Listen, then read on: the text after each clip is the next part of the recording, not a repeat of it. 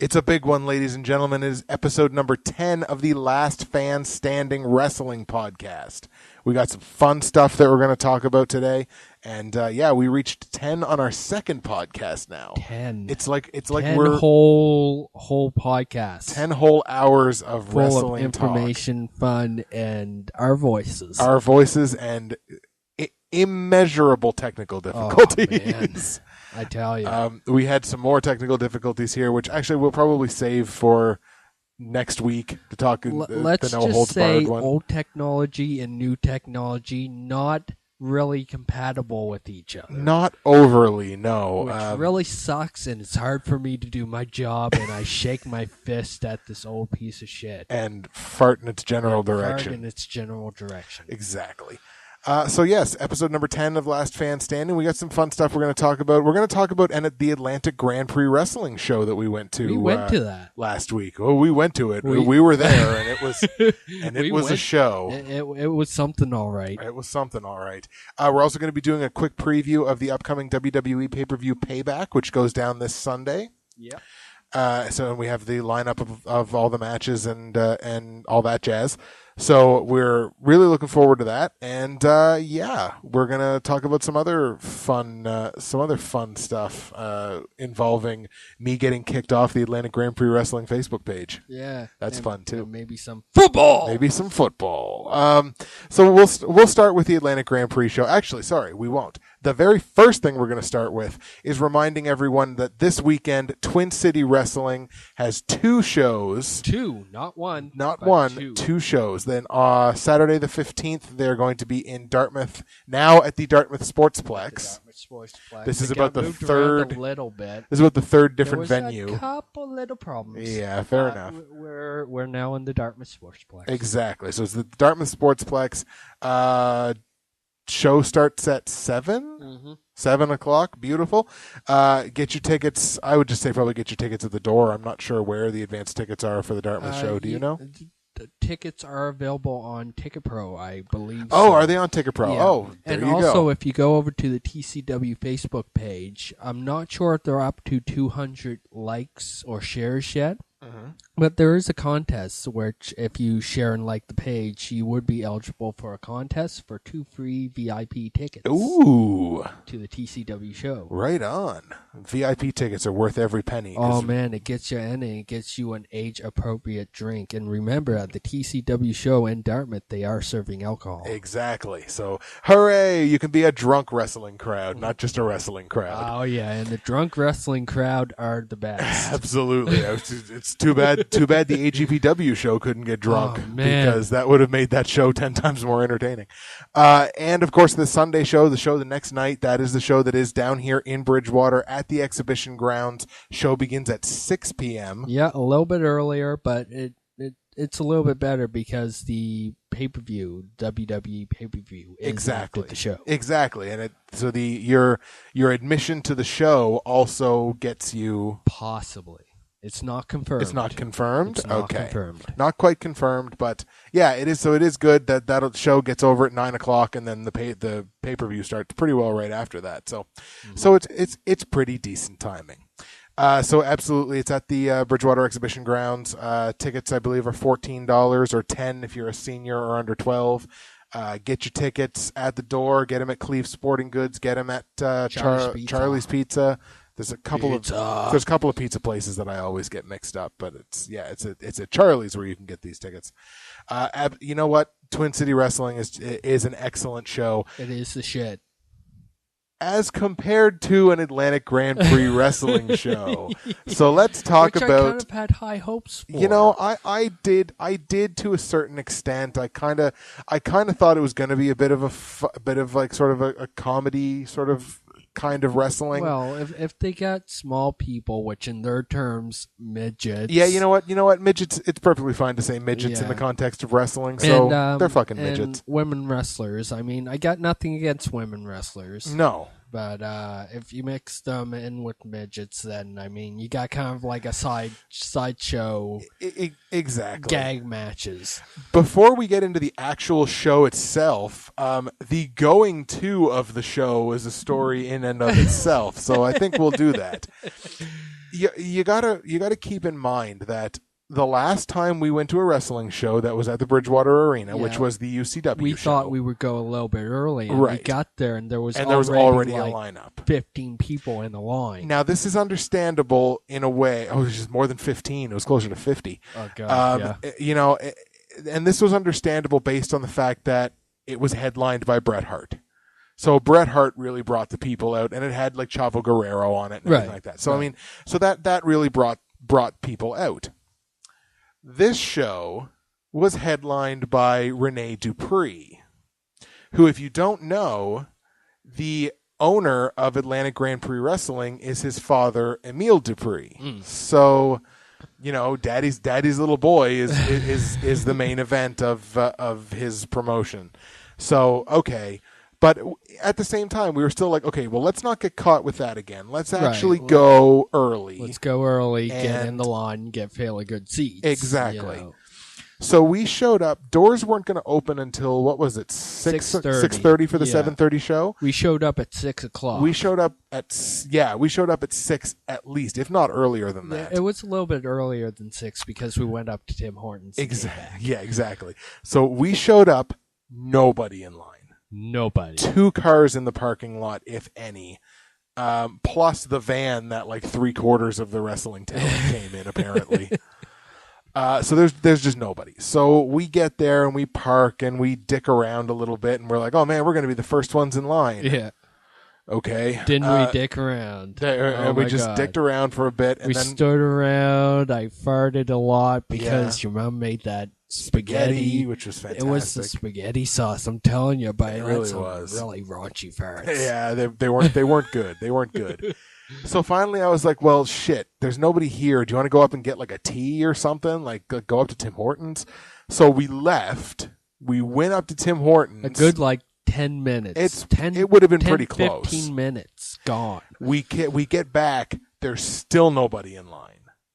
There's like 1 or 2 more cars had shown up, and another one pulled in like right after we did. But nobody is in line. Everybody's waiting in their cars. Like, yeah, that was pretty much it. So we were still, even though we got there and left and came back, we were still the first ones in line.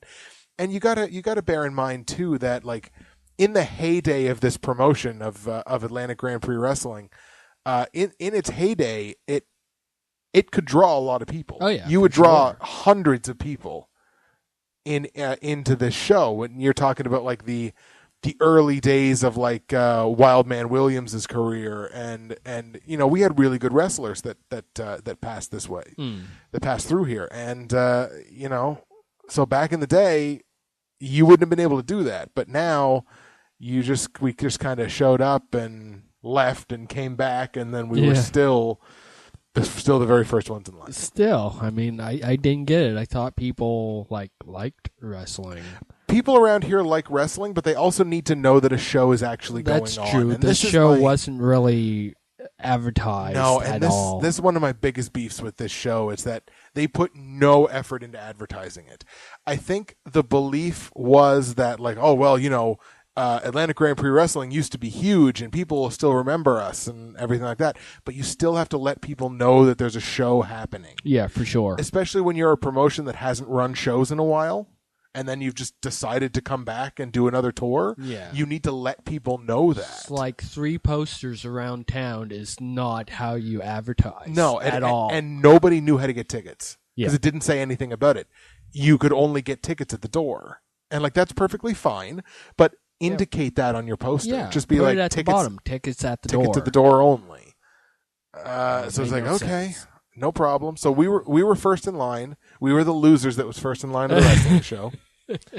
And eventually some people one dude showed up in like nothing but Detroit Tigers gear. Yeah. And we're still having our stupid conversations and he's just kind of looking at us. Yeah, I mean, we were like, we were ourselves. We were basically cutting a podcast in front of the arena. Basically. It was a no holds barred conversation. It definitely was. Absolutely was. But you know, absolutely though, you know what he was doing. he was trying to see if he could sneak around us to be first in line. Oh, probably. Because like when we were standing like sort of down at the bottom of the steps, he walked up the steps on the other side to see if he could like get in the door or like be right at the door. And then he looked up and was like, "Oh, this door is for our local hockey team season ticket holders only." Yeah. And then he walked back down. So he was definitely looking for a way to be the first one into the show. For sure. So eventually a couple of people started finally lining up behind us, and Detroit Tigers dude came over so he could get his spot in line and all that jazz. He needed to get in. He needed to get in and see the midgets and the black girl. Yeah. Just like your favorite porno. She-nay-nay. So eventually, there's maybe 6 or 7 people in line. Yeah. Eventually, good old Doug Robar shows up. The guy that's been on our podcast. Barring, you're like, is that? Oh my God, it's Doug. Oh my God, it's Doug. And he gets out of his car and we're just like, Doug Robar. He just looked and he was like, oh my God. Yeah. So we were the first 2 in line. Doug's like, I don't know, maybe 7 or 8 back. And Doug has, you know what, fuck it. I'm throwing him under the bus. Doug had this folder, this blue file folder. And I was wondering, like, what does he have? He had a bunch of TCW posters for the upcoming Bridgewater show that he happened to take in and put in the bathroom. Mm-hmm. So anybody that went to the bathroom came out of the bathroom with a TCW poster. Yeah. It's good really advertising. Fun. Good advertising. Very funny. So we ended up getting, of course, front row seats. Never had front row seats to a wrestling show before. You're like, let's sit up and bleachers. I've never sat ringside. Yeah, fair enough. Which I kind of wish it was a little bit closer to ringside. Yeah, it was true. The front row seats were still like 10, 12 feet away from actual ringside. Which, whatevs. At the very least, we were in the front row, and I'm so glad we got front row seats. I'm so glad we got front row seats because, oh man, like Doug just made the show. Doug made the show 10 times more entertaining than the show made itself. Exactly. Like, he really did. He made the show. He was the show. And, so we get in, we get our seats. They couldn't have sold more than 60 tickets. You know what I mean? Like, yeah, you were taking head counts. I was taking head counts and up until the first bell, and you're like, there's like 45. Yeah, and I was like 45. Now there's like 53. And I don't think I got hot. I don't think I broke 60. So here's another thing. When you don't market your show, you barely get enough tickets sold to pay for the rental of the building. Yeah. Doug was like, look, it costs $900 to rent this building for a night. We're like, okay, well, tickets were $15. You would need 60 people at $15 a head just to cover $900. Right. Just to cover the rental of the place, much less pay any of your talent. So it's like, fuck. That's fine because they got 9 people to pay for talent. Yeah, 10. 10. They had 10 people on the card. 10. Yeah, and here's my next issue with the show. There's only 10 people on the card. 2 of them were midgets, and 2 of them were women. Which means there's 6 actual male wrestlers on the card. Okay, I thought you were going to say 6 actual performers, and I was going to be like, no, ouch. Yikes. No, I can't say that because the fucking girls match was probably the best match on the card. It was pretty good. It was awesome. It was pretty good, especially compared to everything else. But let's go down the card. Your opening match was a guy, I can't remember his name, but as Doug quite correctly pointed out, kind of looked like Drew McIntyre. He did. Before the 3MB gimmick. Yeah. And not in as good a shape. But he kind of looked like Drew McIntyre, and he was taking on a Japanese wrestler who had his face painted. Yeah, and spit the green green mist. He was basically Tajiri. He was pretty much exactly Tajiri. Yeah. So that match goes on, and it's not a bad match by any means, but the crowd is just not into it. Like, the crowd's not feeling it at all. Oh, no, not at all. A couple of times, the guy's clapping, trying to get people going. Nobody is clapping with him. No. More people are checking their phones than are clapping with this guy. And except for Doug. He's yelling, heckling both guys. Doug is heckling like a fucking boss. Like he is getting into it. And he's just like, Drew McIntyre, Future Shock DDT. And oh my God, it's so good. And of course the face wins the match, which was the guy that looked like Drew McIntyre. I think the face won every match. I think you're right. Yeah, actually, I think you're 100% right. Yeah, I don't think any heel won any match. Oh well, yeah, because Shanae won. Shanae didn't win, didn't she? No. Oh, no. Okay, Aaron Angel won. Okay. Yeah. Okay, get back on track. Back on track. You're back on track. We're arguing about results of a wrestling show that wasn't very good. That's the degree of wrestling fan that we are. So we move on to the worst gimmick in the history of wrestling. Worse than fucking Eugene. Yep. That's how bad this is. It is a guy that looks like Shao Kahn from Mortal Kombat wearing MMA gloves. And I said that first. Doesn't that look like the guy from Mortal Kombat? Yes. And friggin' Doug and Doug just ran. Doug was just like, "Hey, Mortal Kombat! Hey, fatality!" And he really ran with like, "You're wearing MMA gloves. This is a wrestling match," and stuff like that against goddamn wrestling Spider-Man. Wrestling Spider-Man. Not just Spider-Man. No, wrestling Spider-Man. Didn't even take the opportunity to try and differentiate himself from actual Spider-Man. No, it was just a dude in a Spider-Man costume. Yep.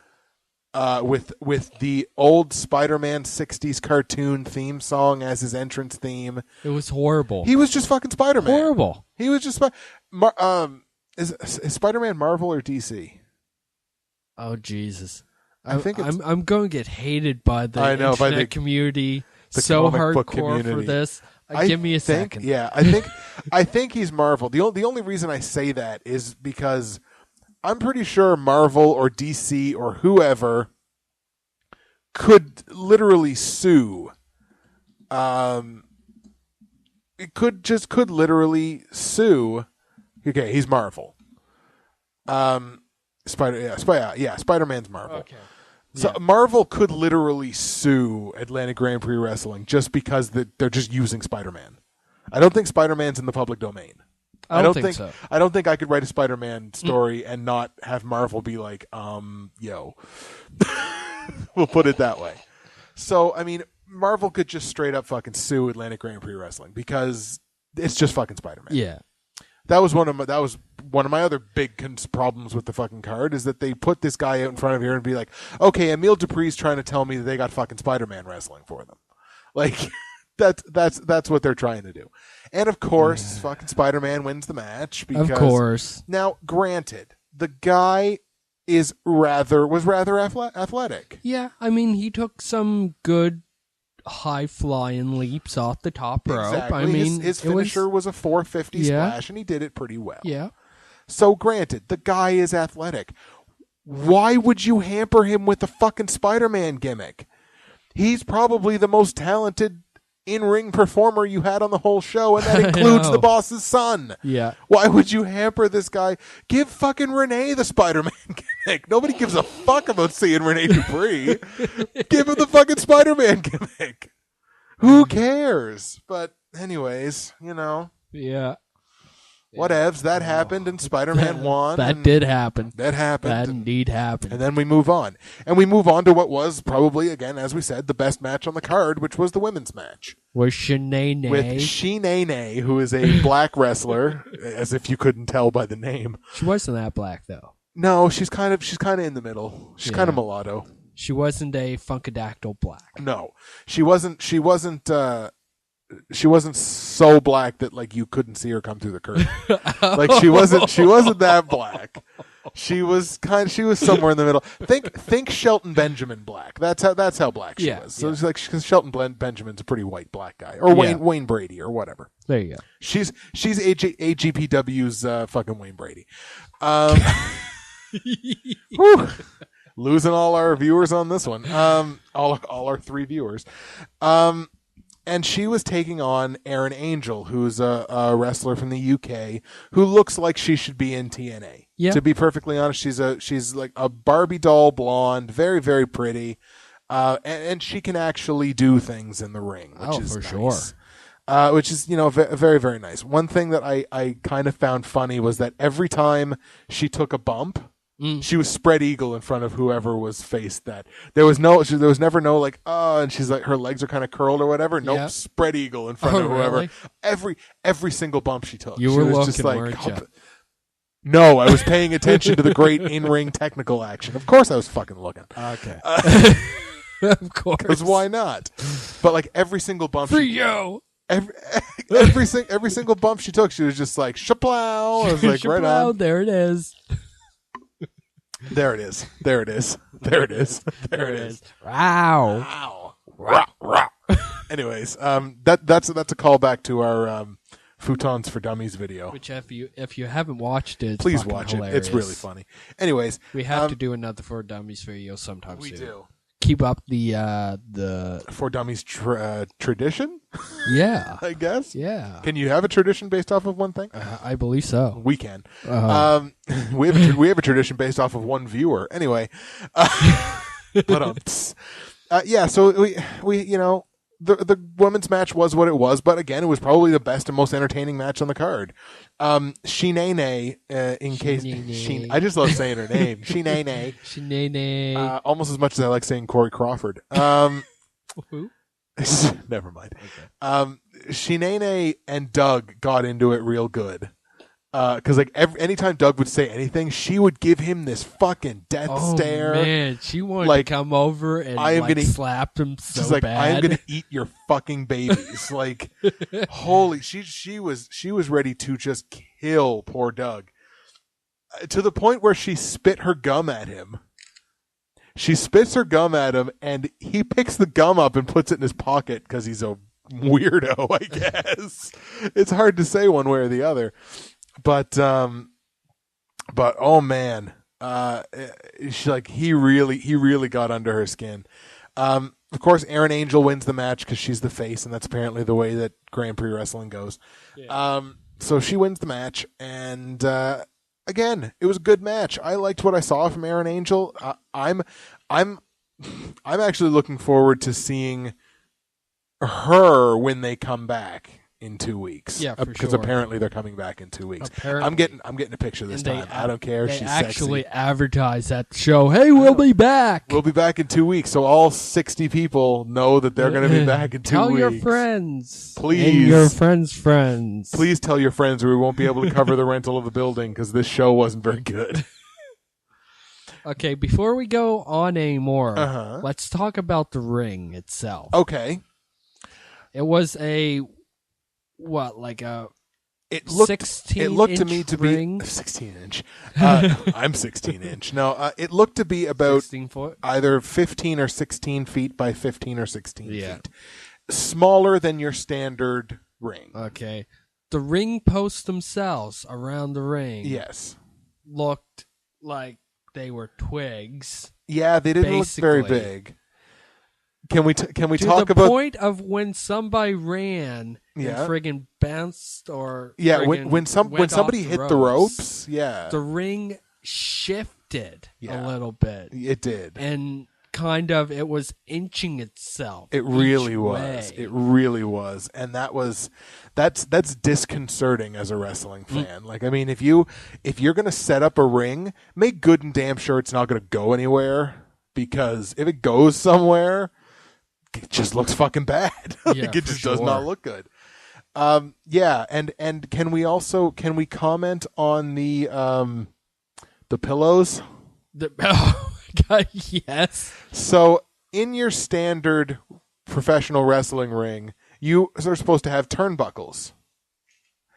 And this show basically looked like they had pillows. It looked like they had fancy looking pillows. And they were dusty pillows. They were really fucking dusty. Like when somebody it might have even been in the first match. The guy went to the corner and was like slapping the top turnbuckle like he was going to go up. Or no, it was fucking Wrestling Spider-Man. Was slapping the turnbuckle and just a bunch of dust just comes off. And it's just like, holy shit, guys. Like, clean your shit. How long have you had this thing in storage? Holy crap. Didn't you just have a wrestling show last night? How did it get this dirty already? Because pillows hold dust. It's true. And that's basically all that they were, is basically just fucking pillows. And one more thing before we get any further. The referee. The referee. The one referee for, yes, I said referee. Referee. The one ref for the whole show. Yes. He reffed every match. Every match. Which was cool, because he was kind of the Iron Man. He was in there for every match. He was, but his counts were fast. Very fast. Very fast. Especially when he knew the fall was done. Like when he knew it was going to be the last fall. He was just like 1, 2, 3. Like there was no suspense to it whatsoever. No. There was no 1, 2, 3. That's even in a point. I mean, he counted 3. It was a clear 3, except the match still went on. Yeah, except the match wasn't supposed to be over yet. I think the midgets needed more time. Yeah. And he calls it a 2. The midget. Oh, the midgets. Let's get to the fucking get into midget that. Match. Okay, so we had a midget match. Bearing in mind this is 2013. We had a midget match. Now, Atlantic Grand Prix Wrestling has had a history with having midget wrestlers on its cards. Right. But there used to be a lot more and more talented midget wrestlers in independent wrestling. It's kind of gone the way of the dinosaur because it's midgets. Right. And it's just not funny after a certain point. So we get to the midget match. One of the midgets was Little Fabio. Little Fabio. He came out second, didn't he? He's very, very pretty. Came out, no, he came out first. Out first, yeah. And then out came Little Papa Pump, ripping off the Scott Steiner gimmick. Oh man, right down to like the look of his beard and his mannerisms and everything. And the sunglasses. Another thing that Atlantic Grand Prix Wrestling could probably be sued for, aside from having a terrible show. So the midget match starts, and oh my God, does Doug ever rip into Little Papa Pump. Well, just leans into him. He didn't even start ripping into him even before the match started, he did. I mean, Lil Papa Pump came out, and he was like at least 7 minutes before he got into the ring because Doug was heckling him so much that he came over right to Doug. He's like, to the point that he actually came under the quote unquote barricade, the rope that was around ringside. He came under the rope around ringside and like stood in front of Doug. Yeah. And I was just like, I moved over because I was just like, and he just giving it to him, and they were, and it's true. It delayed the start of the match a good 5 minutes at least, because Doug was just into him, just fucking going for blood. Like he was just really going. And so the match gets started, and the match is going and going and going and going and going. Periodically, Little Papa Pump would just get out of the ring and just yell at Doug some more. It happened at least 3 or 4 times. And then he'd get back in, and the match was going and going and going. And oh my God, it just drug. It was agonizing how long this match went. Yeah. Considering the fact that it's midgets. Like a good midget match, the aesthetic of it is done in about 5 minutes. Yeah. A midget match is a 5-minute match. Oh, for sure. No, that match should have been second. Right? Right. Like, I mean, you have the first match or whatever, do the midget match, do fucking Wrestling Spider-Man, do the girls match, and then go to the intermission. Or do Wrestling Spider-Man right before the intermission or something. Of course. But don't put the fucking midget match. And it was like, it had, if it was 1 second, it was 20 minutes. Like, it had to be. And at that point, it's just like, Yeah, who cares anymore? Small package, something. Get the hell out of there. Like, just absolutely. Just have this match be done already. And it just wasn't good. Like, it just really was not good. Like, I mean, I paid $15 for this show. Like, really? Is Aaron Angel going to come over and give me a Hummer? Like, is it? You got to make my $15 really worth it. Like, and most of the show just did not. So then we went into an intermission. We had about a 20-minute intermission or something like that. Please excuse me, everyone. I'm going to stand up. I'm going to take my microphone out of its thing, and I'm going to stand up because my ass is getting sore. Why do you need to take it out of the thing to stand up? Because it has to reach all the way up here. Oh, there you go. Okay. There you go. There it is. There it is. So there it is. So we go into the intermission, and like I say, the intermission's probably, 20 minutes? Yeah. Something like that? Kind of like that. It was broken intermission because the sound people didn't know how to play music. Yes. Shit. Let's just talk about the sound people for a second. I felt bad for Ron Hutchison because that was the guy that was doing the announcing. If you don't know who Ron Hutchison is, he's one of the guys that trained Edge. Really? Yes. That's who was doing him announcing. And Sweet Daddy Siki were the two guys that trained Edge in Ontario and had like a wrestling school and shit. That's who that was. That was Ron Hutchison. I actually kind of wanted to go over and get his autograph, but I didn't. I might do that next show if he's there. But they just didn't know what they were doing. No, they didn't turn down his mic. No. After he announced, so everything was feeding through the mic. And when he announced, the feedback, it just it's wasn't. like, it was guys, terrible. turn down the fucking gain. Okay? Turn down the Esquelch. Turn down the Esquelch. And just, do it right. Please stop. Just please stop putting people through this. We don't care who's coming out next. Just send them out. Get in the ring and yell. Exactly. There's only 60 people here. We're all gonna hear you because nobody's making any noise. So don't worry about it. But I honestly felt bad. I honestly felt bad because Ron Hutchison was in the WWE for the Edge Appreciation Night. So you think about it, going from there, when he was literally in the middle of the ring with 20,000 people around him, to announcing a fucking Grand Prix Wrestling show with 60 people. With, every crap. time he announces, it's just really bad. So I did definitely feel bad for him. But it looked to me like fucking Sheenane was the one that was doing the fucking music. Because before the show, she was up in the booth. Really? And she looked like she was seated at a laptop. So maybe Sheenane was the one that was doing their audio. Oh, hell, possibly. Could be. Maybe she trained somebody for like the one time or 2 times that she'll be out of the box. Exactly. Out of the box. Out of the box. I'm never out of the box.